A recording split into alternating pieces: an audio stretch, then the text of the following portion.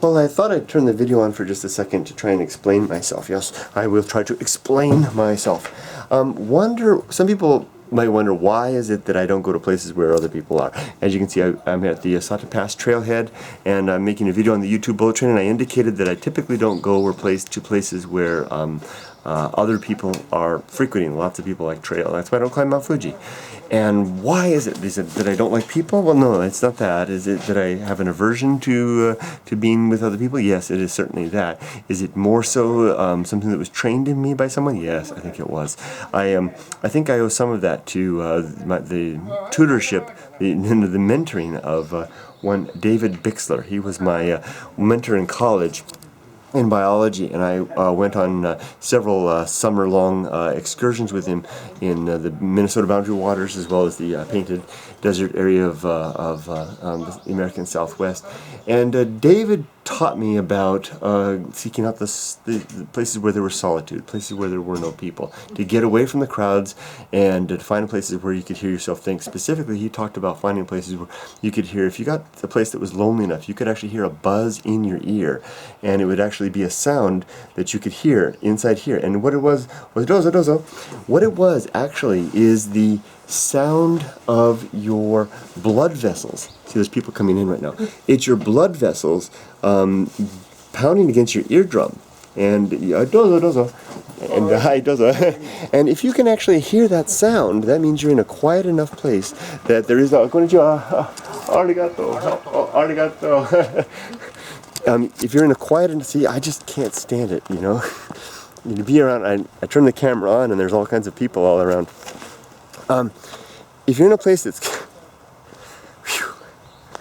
and that guy's trying to be nice to me. He's trying to point out his buddy there is wearing traditional garb. This is, and I'm borderline being rude, and I don't like that about myself. This is the trailhead to Sata Pass right here. Okay, very, very popular place. I would not have come here by myself today, but I met a man just a while ago down the road, and he insisted on taking me up here. I knew it was in this general area, but I wasn't seeking it out because just for that reason, because there's tons of people here, and I prefer the quiet, you know, just the you know.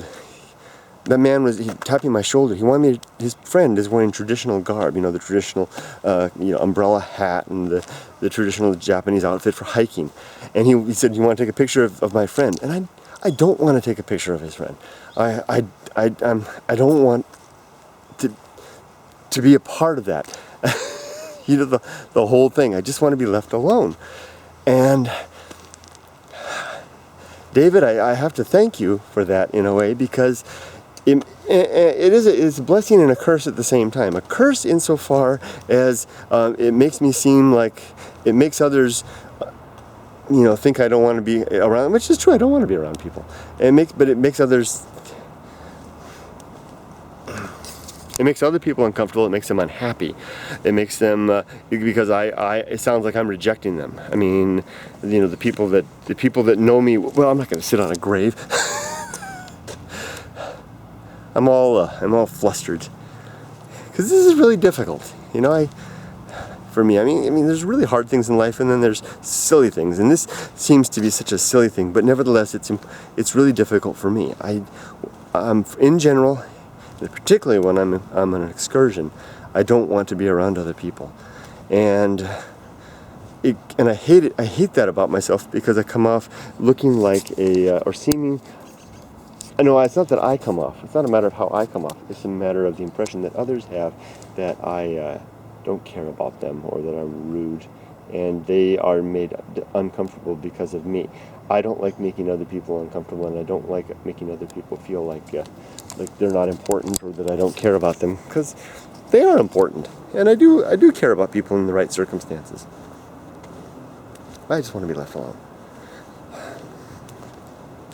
So when I come out on excursions like this, I often get myself into this type of pickle. Well, there's people in a grave back there. I don't want to do that, so I'll go back up this way. See, you can't around people. Maybe it's because around people you have to maintain your composure, so to speak, and have your thoughts organized, and be ready for social interaction. and I want to disengage it. I think that's part of it. I want to disengage that and let it's like letting the transmission, on a hill, up on a hill, and take the transmission into neutral and just coast down the hill. And when I disengage my mind in that way, I'm not not readily prepared to interact with other people and to be a part of society. And when suddenly people are around me and they're requesting my attention, I have to re-engage that thing. I think I just hit something on the nose there. I think that might be it. You have to re-engage that thing, and it's really hard to do. And I get upset because I don't want to do it. I mean, it's okay in the right circumstance. If I know ahead of time, like my wife and I have this kind of arrangement, but if I know something's coming up and I agree to do it, I'm good because I stay engaged and I'm ready for that thing and I'm ready to be engaged in that thing. It's when I'm caught off guard, and it sounds so childish and silly, but nevertheless, there you go. It's me, and this is in part of the reason for the problem that I've had on YouTube since the start of 2012, where I basically left the JVlog community, and it is part of that as well, because I simply am unable to be, as I said in my departure video, I'm unable to be a good friend to those people who deserve better than a person like me who can't quite control his feelings and the like. So here I go. I've left the community. I've got this road to go down where there will be heading to the hills and the solitude that I prefer. And my apologies, and I beg the forgiveness of those who I may have offended, such as that man back there who was only seeking to help me, and yet with whom I have not the capacity to be a better person. Though I have certainly tried in earnest for 48 years. I haven't been able to succeed at it. I don't think I will be able to succeed at it. So I'm instead trying to simply find a comfortable truce between the person that can be social under the right circumstances and the part of me that is seemingly incapable of it, and remove myself from others at those times so I don't hurt them. There you go. Okay. Enough about me. If you've stayed on this long, I appreciate it.